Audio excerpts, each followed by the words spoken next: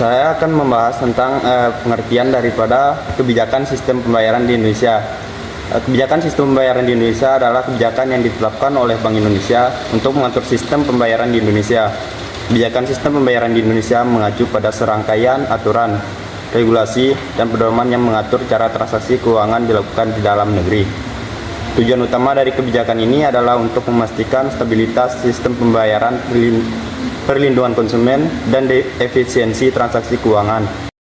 Selanjutnya adapun komponen utama dari kebijakan sistem pembayaran di Indonesia. Yang pertama, regulasi dan pengawasan, di mana OJK dan Bank Indonesia mengawasi dan mengatur, menyedia jasa keuangan dan institusi perbankan untuk memastikan kepatuhan terhadap standar dan regulasi yang berlaku. Selanjutnya, perlindungan konsumen, di mana hal ini untuk melindungi konsumen dari penipuan dan praktik yang tidak adil. Selanjutnya, siklus keuangan. Kebijakan ini bertujuan untuk meningkatkan akses keuangan bagi seluruh lapisan masyarakat. Selanjutnya, efisiensi dan inovasi. Adanya penggunaan teknologi dan inovasi dalam transaksi keuangan untuk meningkatkan efisiensi dan mengurangi biaya. Yang terakhir, stabilitas sistem. Hal ini menjaga stabilitas sistem pembayaran dengan mengelola risiko dalam berbagai situasi. Selanjutnya akan membahas mengenai komponen sistem pembayaran yang memadai. Antara lain, yang pertama, institusi atau lembaga yang menyediakan jasa pembayaran. Yang kedua, instrumen yang digunakan dalam sistem pembayaran yang mengatur hak dan kewajiban keuangan peserta pembayaran. Yang ketiga, kerangka hukum yang mengatur ruang lingkup hukum dan instrumen sistem pembayaran, hak dan kewajiban peserta, sanksi, dan aturan lainnya untuk menjamin terlaksananya sistem pembayaran secara hukum. Dan yang keempat adalah kerangka kebijakan sistem pembayaran yang jelas, baik kebijakan umum maupun operasional yang mendasari pengembangan sistem pembayaran.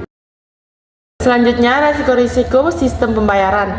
Menurut CPSS BIS tahun 1996, resiko pembayaran dapat dibagi dalam 5 jenis. Yang pertama, resiko kredit, yaitu resiko ketika salah satu peserta dalam sistem pembayaran tidak dapat memenuhi kewajibannya pada saat jatuh tempo atau di masa mendatang. Yang kedua, resiko likuiditas, yaitu resiko ketika salah satu peserta dalam sistem pembayaran tidak memiliki cukup dana untuk memenuhi kewajibannya pada saat jatuh tempo meskipun mungkin mampu pada waktu yang akan mendatang. Yang ketiga, resiko hukum, yaitu resiko ketika kerangka hukum yang lemah atau ketidakpastian hukum yang dapat menyebabkan atau memperburuk resiko kredit dan resiko likuiditas.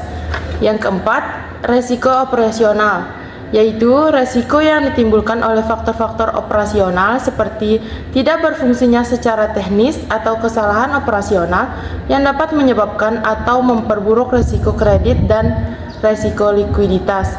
Yang kelima, resiko sistemik, yaitu resiko ketika ketidakmampuan salah satu peserta untuk memenuhi kewajibannya atau gangguan pada sistem menyebabkan ketidakmampuan peserta lain untuk memenuhi kewajibannya yang jatuh tempo. Selanjutnya, prinsip-prinsip dasar penting sistem pembayaran. Ada 5. Yang pertama, sistem ini harus memiliki landasan hukum yang kuat. 2. Sistem ini harus mempunyai aturan dan prosedur yang memungkinkan peserta memahami risiko keuangan yang mungkin akan dihadapi. 3. Sistem ini harus memiliki prosedur yang jelas untuk manajemen risiko kredit dan risiko likuiditas. 4. Sistem ini harus menjamin agar settlement dapat dilakukan pada hari yang sama, minimal pada akhir hari. 5. Untuk sistem yang memiliki multilateral netting, minimal sistem ini harus mampu memastikan penyelesaian settlement harian yang cepat pada saat peserta tidak mampu menyelesaikan kewajibannya untuk satu settlement terbesar. Nah, adapun bentuk sistem pembayaran pada umumnya memiliki 3 elemen utama. Pertama, otorisasi pelaksanaan pembayaran, yaitu pembayar memberikan otorisasi kepada banknya untuk mentransfer dana. Yang kedua, pertukaran perintah pembayaran antar bank yang terlibat dalam proses transaksi pembayaran. Proses ini biasanya disebut dengan clearing. Dan yang ketiga, settlement antar bank yang terlibat dalam proses transaksi pembayaran. Bank pembayar harus membayar bank penerima, baik bilateral maupun melalui rekening yang dimiliki bank-bank tersebut pada lembaga penyelenggara clearing, yang umumnya adalah bank sentral. Setelah membahas PPT kami, tibalah di kesimpulan.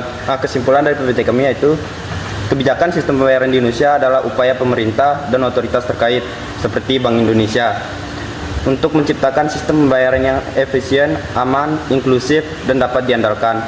Kebijakan ini bertujuan untuk mendukung pertumbuhan ekonomi dengan memfasilitasi transaksi yang lebih cepat dan murah, mengurangi ketergantungan pada uang tunai, serta meningkatkan akses bagi seluruh lapisan masyarakat, termasuk mereka yang berada di daerah terpencil. Selain itu, kebijakan tersebut juga mengedepankan inovasi teknologi, seperti pengembangan sistem pembayaran digital dan penerapan sistem pembayaran lintas batas cross border yang lebih terintegrasi. Keamanan dan perlindungan data juga menjadi fokus utama untuk memastikan kepercayaan masyarakat terhadap sistem pembayaran di Indonesia.